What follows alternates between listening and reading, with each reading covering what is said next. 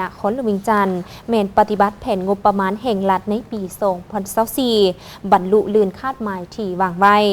พร้อมกันนั้นก็ได้ตั้งเป้าหมายปี2025จะสู่สนปฏิบัติได้ตามแผนการที่วางไว้กองประชุมสรุปการจัดตั้งปฏิบัติแผนงบประมาณแห่งรัฐประจำปี2024ในการจัดตั้งปฏิบัติแผน4 เดือนต้นปี2025ของแผนกการเงินนครหลวงเวียงจันทน์ได้จัดขึ้นในวันที่9 พฤษภาคม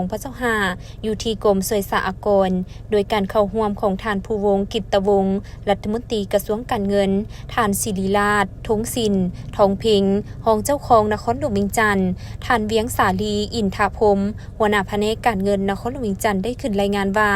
ผ่านการจัดตั้งปฏิบัติทั้งหมด18มาตรการและเพื่อรับประกันในการปฏิบัติรายรับคุ้มครองรายจ่ายในการบรรลุตามระดับคาดหมายภายในการเงินนครหลวงเวียงจันทน์ก็ได้ค้นคว้าผ่านขยายออกเป็นมาตรการจุดสุ่ม35มาตรการเฮ็ดให้สามารถจัดตั้งปฏิบัติเพียกงานอย่างมีผลสำเร็จซึ่งการปฏิบัติงบประมาณแห่งรัฐปี2024ในนั้นด้านรายรับแผนการสามารถปฏิบัติได้ 1568.71 ตื้อกีบเท่ากับ 142.76 ส่วนห้อยของแผนการปี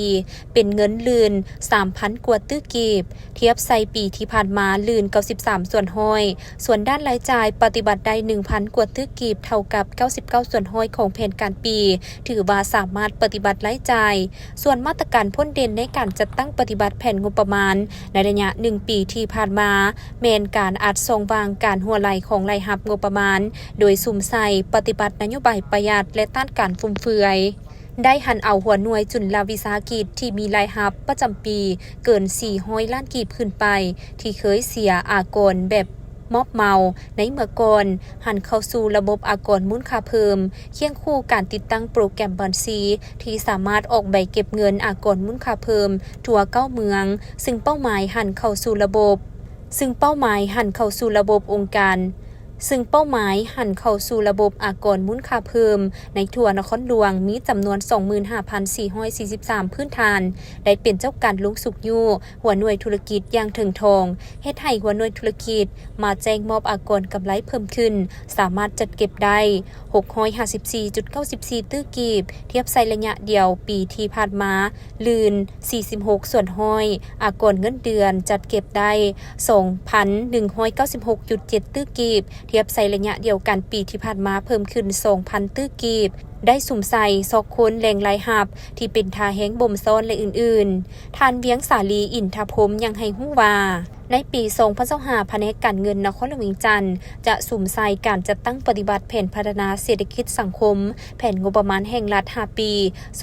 2021-2025ของนครหลวงเวียงจันทน์รวมทั้งบรรดาหน้าเวียกที่ติดพันกับวาระแห่งชาติให้สำเร็จและทบทวนบรรดานโยบายมาตรการที่ได้กำหนดไว้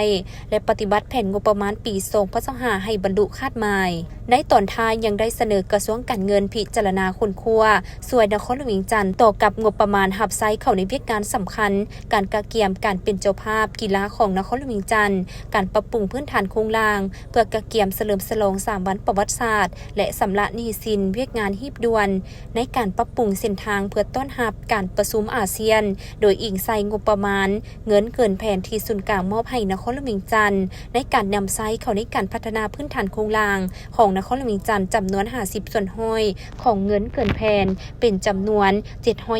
753.72 ตื้อกีบของนครหลวงเวียงจันทน์ได้นำใช้เข้าในการแก้ไขหนี้สินและเวียกงานการพัฒนาพื้นฐานโครงสร้างเห็นว่างบประมาณนครหลวงเวียงจันทน์แม่นบ่เพียงพอ